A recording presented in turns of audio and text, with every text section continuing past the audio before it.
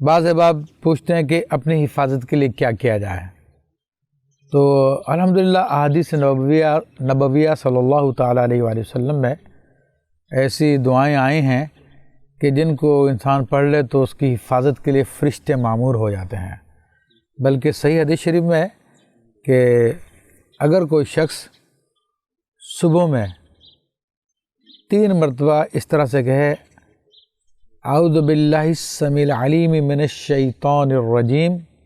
اعوذ باللہ السمیع العلیم من الشیطان الرجیم، اعوذ باللہ السمیع العلیم من الشیطان الرجیم، 3 مرتبہ یہ کہنے کے بعد پھر سورہ حشر کی آخری 3 آیات هو اللہ الذی لا الہ الا ہو، تو آخر تک یہ 3 آیات ایک مرتبہ پڑھ لے۔ تو حدیث شریف میں اس کے بارے میں آتا ہے کہ جو صبح میں یہ عمل کر لے تو اس کی حفاظت کے لیے 70,000 فرشتے معمور ہو جاتے ہیں، جو شام تک اس کی حفاظت کرتے ہیں، اور اس کے نامہ اعمال میں اس کے قدم قدم پہ نیکیاں لکھی جاتی ہے، اور اللہ تبارک و تعالیٰ کا خصوصی کرم ہوتا ہے۔ اور اگر شام میں یہی کلمات پڑھ لے تو پھر اگلے دن کی صبح تک اس کی حفاظت کے لیے 70,000 فرشتے معمور ہو جاتے ہیں،